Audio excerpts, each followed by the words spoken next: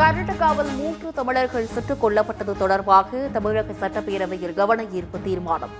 வழக்கை சிபிஐ விசாரிக்க கர்நாடக அரசிற்கு அழுத்தம் தர வேண்டும் என அனைத்துக் கட்சி உறுப்பினர்கள் கோரிக்கை.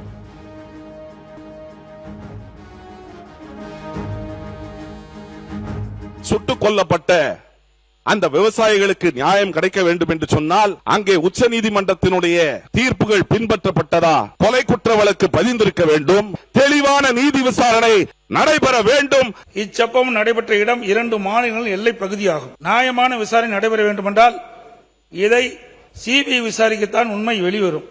எனவே இவ்வழக்கை சிபிஐ விசாரணைக்கு உட்படுத்த உரிய நடவடிக்கையை இந்த அரசு மேற்கொள்ள வேண்டும். 3 தமிழர்கள் கொல்லப்பட்ட விவகாரத்தில் கர்நாடக அரசின் விசாரணையை பொறுத்து அடுத்த கட்ட நடவடிக்கை எடுக்கப்படும் என முதல்வர் விஜய் உத்தரவிட்டுள்ளதாக அமைச்சர் நிர்மல்குமார் விளக்கம். நீதிமன்ற விசாரணை நடைபெறுவதால் அடுத்த கட்ட நடவடிக்கை குறித்து விரைவில் அறிவிக்கப்படும் என உறுதி. விரிவான விசாரணை கர்நாடக தரப்பில் செய்யப்பட்டு வருகிறது. கண்டிப்பாக நம்மளுடைய முதல்வர் தரப்பிலும் ஒவ்வொரு விசாரணையும் நம்ம மானிட்டர் பண்ணிட்டே தான் இருக்கோம். இது குறித்து கண்டிப்பாக ஒரு சில தினங்களில் விசாரணை முழுவதுமாக முடிந்த பிறகு மேஜிஸ்ட்ரேட் தலைமையிலான விசாரணையும் நடைபெற்று வருகிறது. இது குறித்த டெவலப்மெண்ட்ஸை பார்த்துட்டு அது குறித்து ஏதாவது தேவைப்படும் என்றால் நம்ம அடுத்த கட்ட நடவடிக்கை கொடுத்து நம்ம செய்வோம். கடலூர் மாவட்டம் பரங்கிப்பேட்டையில் ஹைட்ரோ கார்பன் கிணறுகள் அமைப்பது குறித்து சிறப்பு கவன ஈர்ப்பு தீர்மானம். கடல் வளம், இயற்கை வளம் பாதிக்கப்படக்கூடும் என்பதால் தமிழக அரசு அனுமதி அளிக்கக்கூடாது என உறுப்பினர்கள் வலியுறுத்தல்.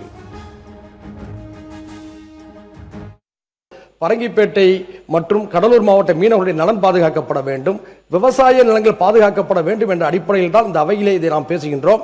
வேளாண் மண்டலத்துக்கு உட்பட்ட பகுதியாக இருந்தாலும் சரி, அதை சுற்றியுள்ள பகுதியாக இருந்தாலும் சரி, இந்த திட்டங்களுக்கு எந்த விதத்திலும் அனுமதிக்க கொடுக்க வேண்டாம் என உறுதியாக இருக்குமாறு மீண்டும் கேட்டு அமர்கிறேன். நன்றி.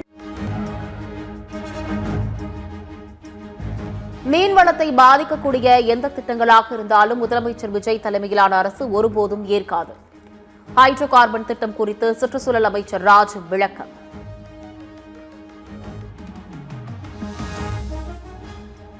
மீன்வளத்தை பாதிக்கக்கூடிய, சுற்றுச்சூழலை பாதிக்கக்கூடிய எந்த திட்டமாக இருந்தாலும் நம் முதலமைச்சர் தலைமையிலான இந்த அரசு ஒருபோதும் அனுமதிக்காது என்பதை இந்த வாயிலாக நான் கூறிக்கொள்கிறேன். காலை உணவு திட்டத்தின் பெயரை மாற்ற என்ன காரணம்? காமராஜர் பெயரை வைத்தது ஏன் என முன்னாள் அமைச்சர் ஏவா வேலு கேள்வி.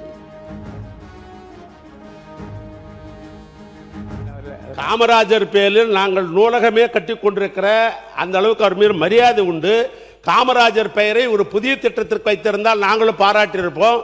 நான் கேட்க விரும்புவது, அந்த காலை உணவு திட்டத்தை மாற்றி காமராஜர் பிறந்தநாள் பெயரில் வைக்க வேண்டிய அவசியம் என்ன?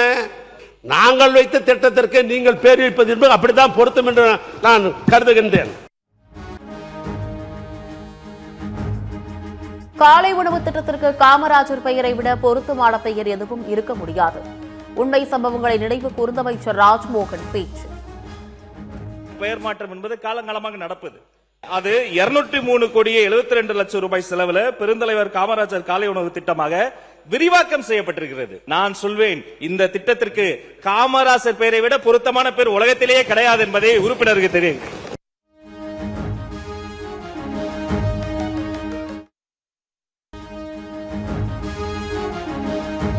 முதலமைச்சர் அலுவலகத்தை மாற்ற வேண்டிய அவசியம் எது? அரை மாற்று டெண்டரில் முறைகேடு நடைபெற்றுள்ளதாக முன்னாள் அமைச்சர் ஏவா வேலு குற்றச்சாட்டு.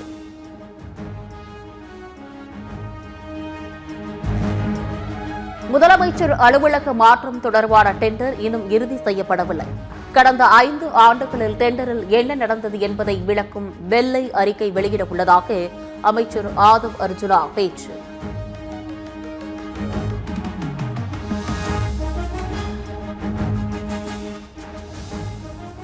ஆபரண தங்கம் விலை தொடர்ந்து 2வது நாளாக உயர்வு. சவரனுக்கு 160 ரூபாய் உயர்ந்து 1 சவரன் 1,14,320 ரூபாய்க்கு விற்பனை.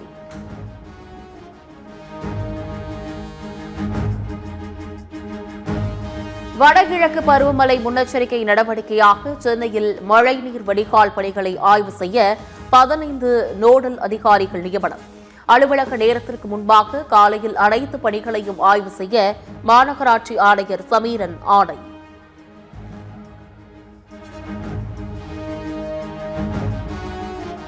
கோவையில் மாணவர் அமுதன் கொலை வழக்கு கைது எண்ணிக்கை 15ஆக உயர்வு.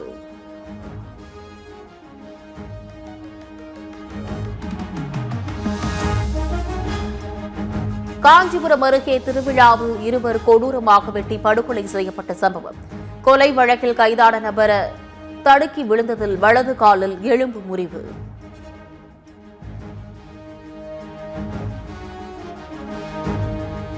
புதுச்சேரியில் ரேஷன் அட்டையுடன் ஆதாரை இணைக்காவிட்டால் மாதாந்திர உதவித்தொகை நிறுத்தப்படும்.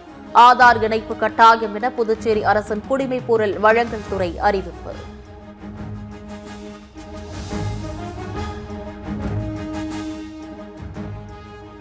பதினாறு வயதில் உலகின் மிக இளைய சார்ட்டர் அக்கவுண்டன்ட் பட்டம் பெற்று துபாயைச் சேர்ந்த லட்சுமணன் மெய்யப்பன் கின்னஸ் சாதனை. தனது 15 வயதில் ACCA படிக்கத் தொடங்கி அதை ஒரே ஆண்டிற்குள் வெற்றிகரமாக முடித்து லட்சுமணன் அசத்தல்.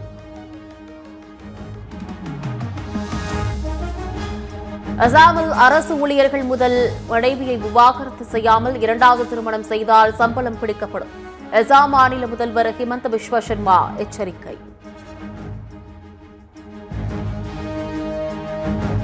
உத்தரகாண்ட் மாநிலத்தில் மீண்டும் கனமழை பெய்ததால் அழகநந்தா ஆற்றில் வெள்ளப்பெருக்கு. நீர்நிலைகள் அருகே செல்ல வேண்டாம் என சுற்றுலா பயணிகள் மற்றும் ஊர் மக்களுக்கு எச்சரிக்கை.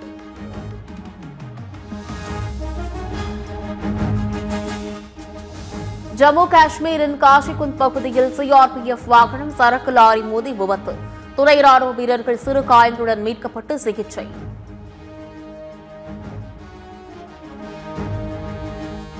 மேற்கு வங்க மாநிலம் அசன்சோல் பகுதியில் கனமழை காரணமாக பெருவெள்ளம். வீடுகளை சூழ்ந்து கொண்டு தண்ணீர் பெருக்கெடுத்ததால் மக்கள் கடும் அவதி.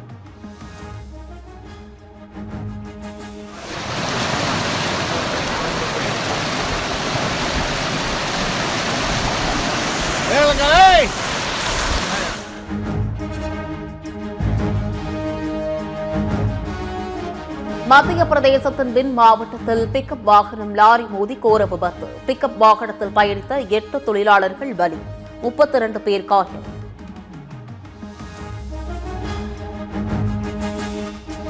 கூடலூர் மைசூர் தேசிய நெடுஞ்சாலையில் சாலை நடுவே நின்ற காட்டு யானையால் சுற்றுலா பயணிகள் அதிர்ச்சி. வாகனங்கள் எச்சரிக்கையுடன் செல்லும்படி வனத்துறை அறிவுறுத்தல்.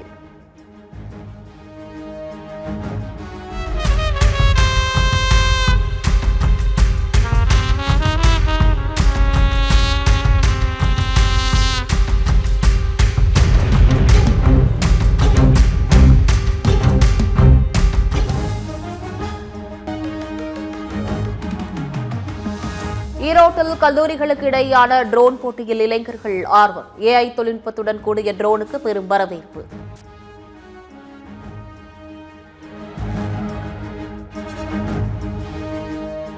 காங்கோ குடியரசில் அதிவேகமாக பரவி வரும் எபோலா நோய் தொற்றுக்கு இதுவரை 2300க்கும் மேற்பட்டோர் உயிரிழப்பு.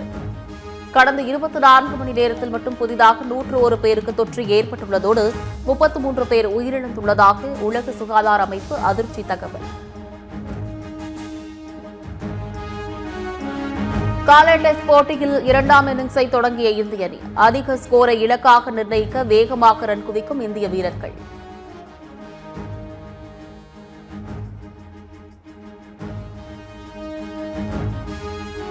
ஆசிய விளையாட்டுத் தொடருக்கான ஆப்கானிஸ்தான் அணியிலிருந்து மூத்த வீரர் ரஷீத் கான் நீக்கம். நட்சத்திர வீரர் முகமது நபியின் மகன் ஹசன் இசக்கில் முதன்முறையாக அணியில் சேர்ப்பு.